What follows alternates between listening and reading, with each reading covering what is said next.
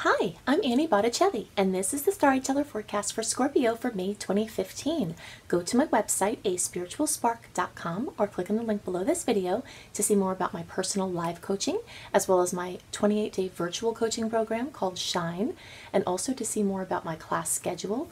All of my offerings are intended to help you navigate through the torrents of the stars with ease and grace, creating your best life possible. So check it out, and while you're there, sign up for my free email newsletter. So what's going on in May? To talk about May, we really need to talk about what was happening just before May, because we're still in the after effects of the times we're leaving, and that includes the eclipses. So just a little recap of what's gone on over the last couple of months. Starting from the end of February, planets started going into Aries, movement, forward motion, great time for launches, all through the end of February, all of March, all of April. Time to move forward, to plant seeds, to make decisions, to launch things. And in the middle of all of that, we have the eclipses. And the eclipses often bring new news that makes us reconsider our plans, or that seems to throw a wrench in the direction we were going into. Some of the news would have been really awesome news. Some of the news would have been awful news. And as we move into May, it's an integration time. It's a time to let the new things, the new schedules, the new life, the new chapters become more familiar and become less about this change every day and more about, okay, settling in to the changes that have happened. And it's always like that after an eclipse cycle anyway, but May also happens to have Mercury retrograde, and Mercury retrograde is very like that as well. It's the energy of just going with the flow. There are certain things that are indicated in Mercury retrograde and certain things that are not indicated. Now, if you're sick from hearing about Mercury retrograde, I'm sorry, I didn't do it. It's not my fault, right? But I do have to talk to you about this because we spend half of our lives in a Mercury retrograde cycle. So the more you understand about the subtle nuances, about the general implications, about the caveats, the more you empower yourself with understanding Mercury retrograde, the easier your life will be. Straight up, that is just the truth. So even though we go back into this all the time, the months before, the months of, the months after Mercury retrograde, you learn more about it every time it comes up. So don't dismiss it thinking you know everything, because I've been studying astrology for a really long time, and specifically these Mercury retrograde cycles, and I don't know anything, really, right? There's so much to know, but what I do know can help you.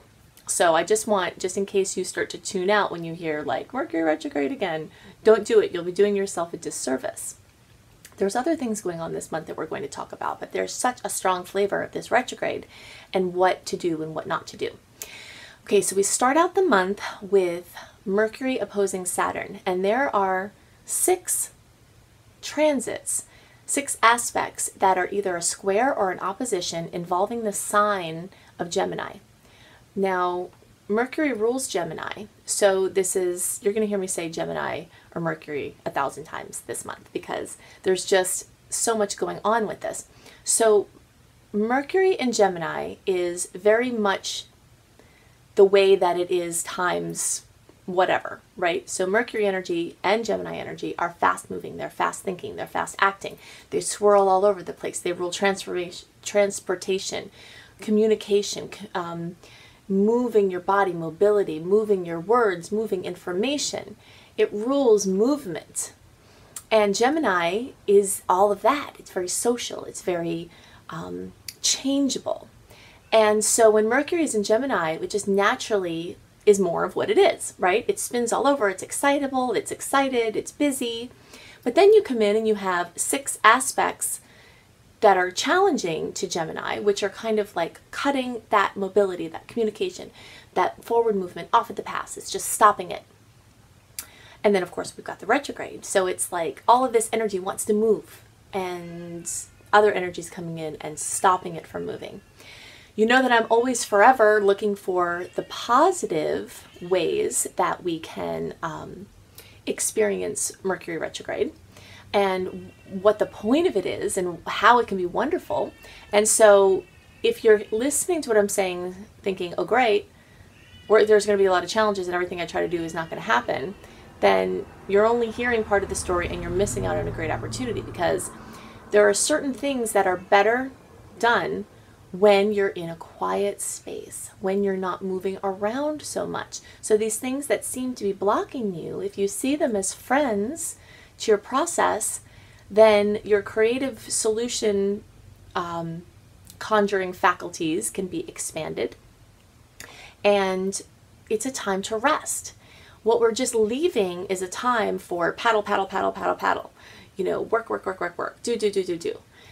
And now we're at a time for rest. And if you don't rest during the time you're not paddling, when it becomes time to paddle again, you're tired and you don't have the energy to do what you need to do. So that's why it's really important to rest during the times it's time to rest. Now, as I'm saying this, specifically for Scorpio, you're going to have quite a bit of forward movement, having started in April from Jupiter being direct. And a lot of that's going to be activating, for some of you, it's going to be your career, work, and life purpose sector. Things will start getting on fire there, or on fire from before when it went retrograde in December. And for some of you, that energy will just be coming in for the first time in 12 years into your career, work, and life focus. For the rest of you, it's accentuating teaching and learning and things involving international studies or travel or associations, religion, religious studies, studying things that connect things as one. So there's all different religions, but the things that make the religions the same or have the same principles or same ties, things like that, the oneness behind things, all of those are Sagittarius things, which are ruled by the ninth house, which is where Jupiter is. For the rest of you, more middle to late degree Scorpios or placements will still have that energy accentuating the ninth house. But regardless of where it is, opportunities are going to be coming for you in May. And so I want you to understand the difference between activating something in a Mercury retrograde and saying yes to something that comes to you. Okay, so you're going to have things come to you where you're going to have to make a decision, yes or no, am I going to be part of that? And that's different from you forcing something ahead on your own. Okay, so like you planning a launch, you planning to do something, you bringing something out, that is on you. But if someone comes to you and says, hey, do you want to do this? That is different. I'm not saying that it's not okay to say yes to things when Mercury is in retrograde. And by the way, Mercury will be going retrograde May 18th. The shadow period will have started May 4th. So from May 4th to May 18th, we have Mercury retrograde shadow, which has the same implications as Mercury retrograde. Then from May 18th through June 11th-ish, maybe 12th, depending on where you are living, Mercury will be retrograde. And then from June 11th through June 27th, we have the post-retrograde shadow period. Things were going on with my green screen. Sorry about that. Anyway, so this whole period of time for all of May and pretty much all of June is entrenched in this going backwards. So what that's going to bring for you is things coming from the past. And since Mercury is going retrograde for all Scorpios, either in your 7th or 8th houses, which are your relationship houses, people that you know from the past, opportunities that you had from the past, things you talked about in the past with other people will resurface to say, hey, that was a really good idea. Maybe we should do that. Or someone will come out of the blue from the past and say, hey, do you want to do this? So if something comes from the past when Mercury is in retrograde, there's more of an indication for you to move forward with it. So that's going to be happening. That's going to be happening a lot. A lot of people are going to be coming from your past. A lot of situations involving you and financial entrenchment are going to come from the past. Debt issues, credit topics, loan things, inheritances, money that has some link to the past is coming up again now in this retrograde cycle, and as well as people. So when you say yes to something when Mercury is in retrograde, you just have to know the rules, okay? And the rules are that even if something comes from the past and you feel, okay, I'm going to say yes to this, the terms of what you're agreeing to are going to change. And then you can move forward. you know, just knowing that you're agreeing to something right here, but what you're agreeing to is going to change. So you have to make sure to leave flexibility in what you agree to. So let's say someone comes and offers for you to do something with them, so maybe teach a class or do something, work on a project, and you say yes, and the terms are this, this, and this. You have to talk to the other person and say, these terms are probably going to change. So let's leave flexibility here. So that when they do change, that one person is like not saying, well, this wasn't supposed to change. But you know that it's going to change. So you've got to just agree on that at the time. And then you can move forward in your interactions. You don't cease all activity when Mercury is in retrograde. You don't stop doing anything. You just know that the things are going to change. You don't have all the information, and it's not the best time to start new things.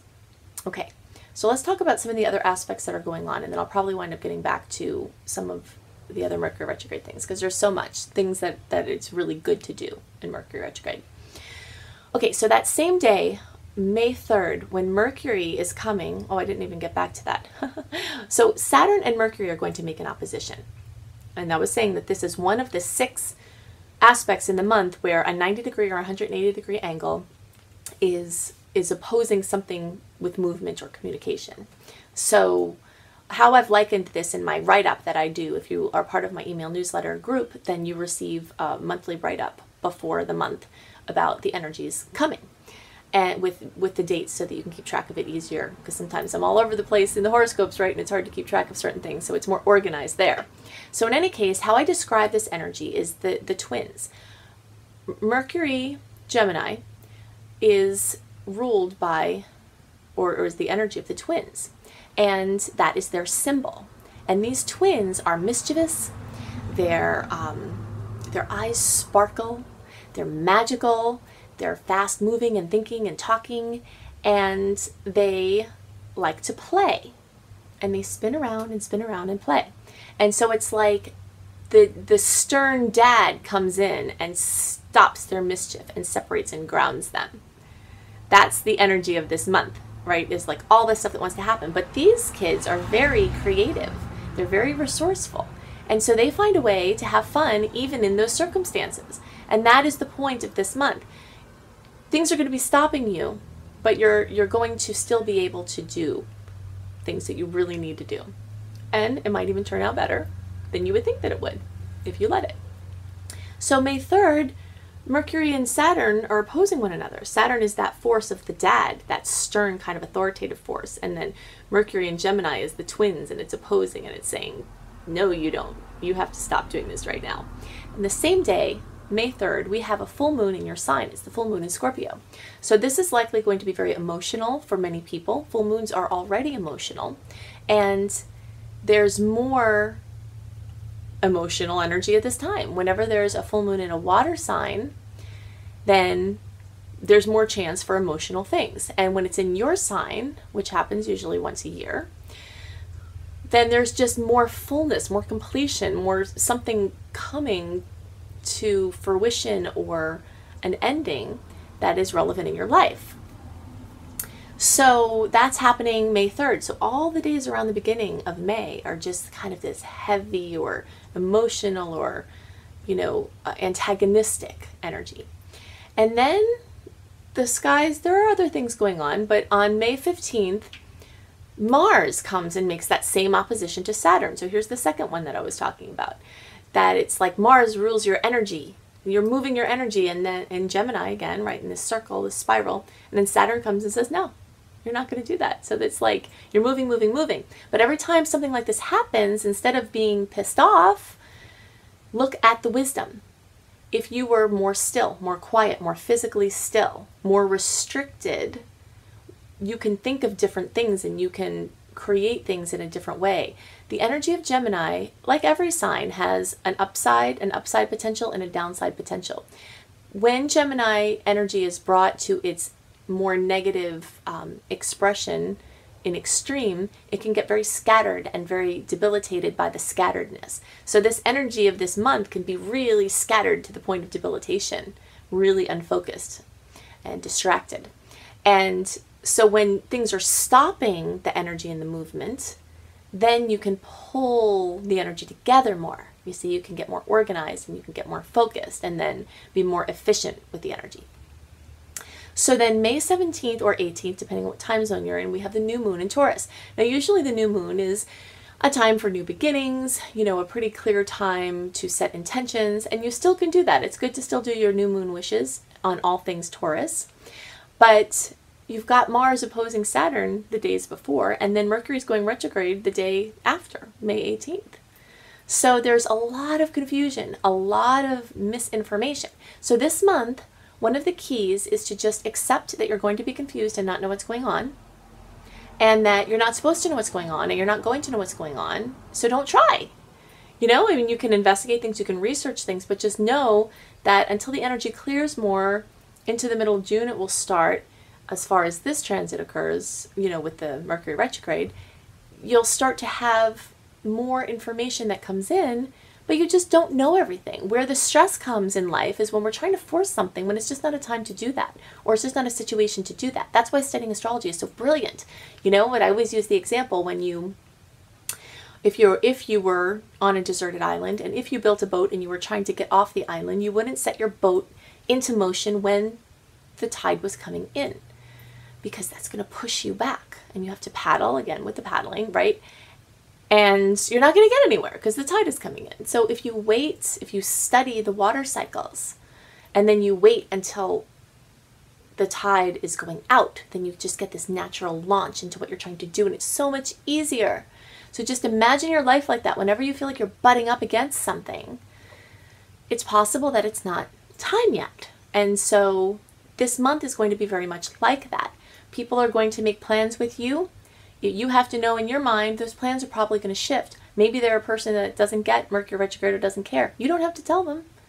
You can just say, okay, I'm flexible.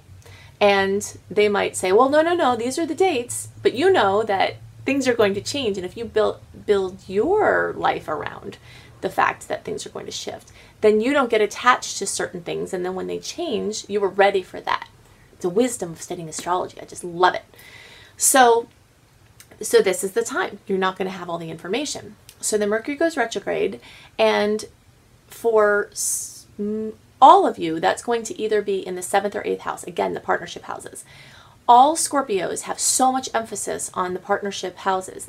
For you early to middle degree Scorpios, you've had this in the previous time coming up to now, and still throughout May and into June. For you later degree Scorpio placements, there's still some more strong energy in the 6th house, and then this, what I'm talking about with all the relationship stuff, is going to be coming for you. It'll take a little longer for all the personal planets to get there. But for early and most middle degree Scorpios, you've got the Sun, the new moon, Mercury, Mars, and Venus. All the personal planets are in your houses of relationship, one-on-one relationship, romantic relationship, business relationship, clients. Or the 8th house, that's the 7th house, or the 8th house, which is all of those things, but with more financial or intimate connection. It's like the 7th house is like not a superficial house at all, but it's the relationship. And then the 8th house is the relationship and all your stuff and their stuff intertwined, you know? So like, let's say if you get engaged in the energy of the 7th house, right? You're uniting.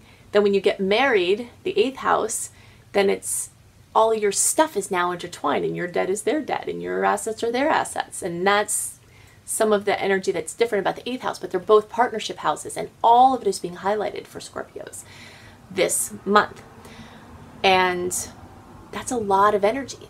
So you're going to have a lot of forward movement with relationships. You're going to have harmony in certain relationships because Venus is there. The Sun is putting a spotlight on things, so you're going to see certain good things about relationships, certain challenging things. The new moon will be there, so new opportunities. For you late degree Scorpios, some of you are going to have that new moon in the 6th house. And that's the 6th house where you still have a lot of concentration this month, is the house of health and your diet and your routine and your daily work and your office life, whatever you do every day. It's also the house of pets. Anything that includes like things that you have to do every day. Like if you have a pet, you have to take them to the bathroom, you have to feed them. You know, anything Like if you take vitamins, if you do yoga, these are daily or regular things. So any of those things you do all the time, those are in the 6th house. It's the house of the mundane reality. And there's still an extra emphasis there for you late degree Scorpios or late birthday Scorpios. So all of that's going on. Okay, and then at the end of the month, we've got 3 squares. Mars square Neptune, Mercury square Neptune, Sun square Neptune. So the earlier energies are involving Saturn, and that's like the stern, authoritative figure that's coming in and just like being big and heavy and, you know, stern, usually. Wanting discipline and wanting you to grow up, right? Okay, and then Neptune is this dreamy energy, and it's very much similar to the energy of Mercury retrograde, where it brings in shadows and fog and things that you just can't see through. It's like a murky forest. It makes me think of the that part in the Hobbit where they're stuck in that forest. They have to go through the forest, and they realize that they've been going in circles only because they find something of theirs that they dropped, and they have a hard time getting out of the forest because they get kind of groggy and things get kind of dreamy. You know, that's what the energy's like. So between Mercury retrograde, the oppositions, and the Neptune squares. Now, if these were a trine or a sextile to Neptune, the energy would be totally different. There still would be some degree of not being able to see everything completely clearly, but it was a little bit easier. But this is just like, you have to befriend the mystery. That is the point of this month. You have to be content with not knowing what's going on. You have to be content with things changing. You have no idea where things are going. You have to be content with not having any idea about anything, really. And if you can do that, then you can have a wonderful month. So what are the things that it is good for you to do? Watch your speed, because anything involving driving in fractions can be increased in probability when Mercury's in retrograde, or with these antagonistic forces to Mercury and Gemini, or other planets in Gemini. You also want to maintain your cars, your vehicles of any kind. Then it's a really good time to go into taking care of things like that. Doing tune-ups on your computer, doing backups. Awesome time if you have not backed up any of your devices. Getting up to date with your backups, making sure you have an automatic cloud backup or things are clear there, because this is a time where people can really lose information, and if you don't have it backed up, you're going to be really sorry you did that. Running virus software, something else, and this is kind of funny. It could be kind of funny. It's the autocorrect or the bizarre voice to text things that go on. So I know that the people that make the voice to text software must have a sense of humor, and it must be that very dry, you know, computer person sense of humor, because I know this from my iPad, because when I'm doing voice to text, the things that it says are not the things that I'm saying. And when Mercury's in retrograde, especially in Gemini, the chance of communication being mangled in some way is astronomically and astrologically increased.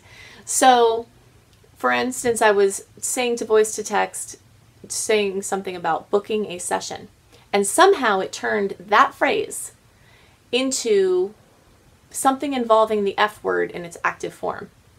It's a good thing that I checked it, you know, but the odds of you sending emails or texts to people who the last person you wanted to send that particular thing to, it increases in this time. So there has to be a little bit more consciousness in your communication. This is a good time to clear out your inbox, but with the caution that you could also be distracted and delete something you really need. So just pay really close attention when you're doing it. Stay focused and stay quiet. And it's a great time to clean things up, to get all the external clutter. It's such a consumer, my country in the United States is such a consumer-based society, and so many more countries are getting more and more as consumer-based societies, and there are pros to that and there are many cons to that. But one of the things that is a problem is that things just accumulate everywhere. There's stuff everywhere. There's information everywhere. There's piles of things. And Mercury retrograde is one of the best times ever to clear out extraneous things. So if you're getting stopped at the pass for things that you're trying to do, then just stop doing those things and do one of the things that it is good to do. Go take your car for an oil change. You know, go pump up the air on your bike tires. Just take care of those kind of things that you usually aren't getting to because you're so busy with everything else. So I have talked about in the previous months that we are starting as of May a series of 6 months of retrograde personal planets, and this is very relevant. If you're watching this and it's still March or it's still April, then you need to do all of your seed planting and forward movement and launches now, because once it gets to be May 4th through the end of October, we're going to have Mercury retrograde and then Venus retrograde and then Mercury retrograde, and it's just going to be time to try things on, a time to go back over things, but not as much a time for like official new launches and starting businesses and things like that. So you want to get all that in beforehand. So I can't see what's going on in your personal chart. I'd love to help you navigate all of the caveats to these many different expressions of energy that are layered on top of one another. You can go to my website, aspiritualspark.com, or click on the link below this video where you can see more about my personal life coaching. You can see more about my 28-day virtual coaching program, which is awesome. They're both available on a sliding scale. And the virtual coaching program is set up, the lowest end of the scale is accessible to anyone. And you have just massive amounts of assistance to push through the blocks that are interfering with you having your best life. And also keep an eye out for my class schedule to see upcoming classes. I am thinking about doing a class on Mercury retrograde to help people understand it better. I haven't decided for sure, but you can keep up with that by signing up for my email newsletter. You'll get information about when I'm going to have a class, and also you can just check my website, aspiritualspark.com. So I hope you have a wonderful May. Bye.